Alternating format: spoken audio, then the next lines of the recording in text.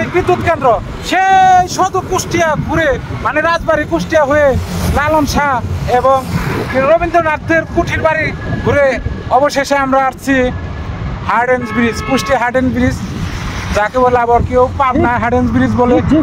এই যে দেখতেছেন এই সাইডে রূপপুর পারমাণবিক বিদ্যুৎ কেন্দ্র, আর আমাদের পিছনে দেখতেছেন এটা হইল গিয়া হার্ডেন্স ব্রিজ, যে কিনা পশ্চিম বাংলা আর উত্তর বাংলায় বলেন সমস্ত রেল যোগাযোগ এই একমাত্র এই ব্রিজটাই বাংলাদেশের, বুঝছেন।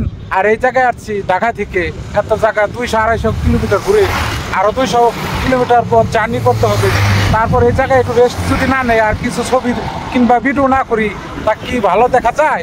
একটা স্মৃতি হিসেবে তো রাখতে হবে, তাই না বন্ধু? এই তুমি কি মোটর সাইকেল উঠছো কে আগেই?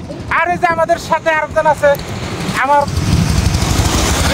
পার্টনারশিপ মিস্টার সালাম সাহেব, আর আমার সম্পূর্ণ যাতায়াত জার্নির একমাত্র বহন হইল এই যে আমার মোটর সাইকেলটা দেখতে পাচ্ছেন, এটাই আমার এত দূর আনার সহযোগী হিসেবে আমাকে নিয়ে আসছে আল্লাহর রহমতে। আর আমি এই জায়গায় আসতে পেরেছি আল্লাহর রহমতে, আল্লাহ আনছে দেখে আসতে পেরেছি, তাই না দোস্তা? হ্যাঁ ঠিক দোস্তা তুমি কিছু বলো। এবং শুকরিয়া যে আমরা অনেকটা সহায়তায় পেরিয়ে আমরা বর্তমানে এই সন্ধ্যি পাবনা বা কুষ্টিয়ার এই আমাদের এক পাশে যেমন রূপপুর পারমাণবিক কেন্দ্র, তেমনই অপর পাশে আছে হার্ডেন্স ব্রিজ, যা ব্রিটিশ আমলের তৈরি। তো এই জায়গাটা এসে অনেক ভালো লাগছে, কারণ যেহেতু পানি আসে, পানির কারণে থাকার পরেও আমরা শীতল অনুভব করতেছি। আর এই পরিবেশটা আমাদের কাছে সম্পূর্ণই নতুন, যেহেতু আমি এই জন্য আমার কাছে ভালো লাগতেছে। তো আপনারা যদি কোনো বিনোদনের জন্য সময় কাটাতে চান এখানে এসে ঘুরে দেখতে পারেন, আশা করি সবারই ভালো লাগবে। তো সবাইকে ধন্যবাদ বন্ধুরা, শুধু বাসায় বসে থাকলে হবে না, মনটা এবং ভালো রাখার জন্য আমাদের সবাইকে একটু মানসিক স্যাটিসফ্যাকশনের জন্য ঘোরাফেরা করা দরকার। অবশ্যই বন্ধুরা, সবাইকে ধন্যবাদ। আসসালামু আলাইকুম। পারমাণবিক বিদ্যুৎ কেন্দ্র বাংলাদেশ ইতিহাসে সবচেয়ে গুরুত্বপূর্ণ এবং একটি পারমাণবিক বিদ্যুৎ কেন্দ্র, এটি দেশের জন্য অনেক বড় সম্পদ আমি মনে করি।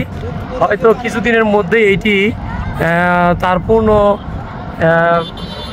কার্যক্রম শুরু হয়ে যাবে, তখন থেকে আমরা বিদ্যুতের আর ঘাটতি পাবো না ইনশাল্লাহ। সবাইকে ধন্যবাদ জানাচ্ছি। আরেকজন মূর্খের পরিচয় দিতেছে, এটা আমরা ব্লগ বানাইতেছি, একজন শিক্ষিত মানুষেও অফিসারে সে বলতেছে টিকটক, কোনটা টিকটক কোনটা সেটা বুঝেই না। মিস্টার সালাম সাহেব আরেকজনে বলতেছে এটা বলে টিকটক। কাকে নিয়ে ঘুরি কারণে ঘুরি, সারা রাত লাইনি মজলুর গল্প করলাম, সকাল উঠে কয় লাইনি কেরা মজলু কেরা, এইটাই যদি কয় তাহলে তারা কি বোঝাবো?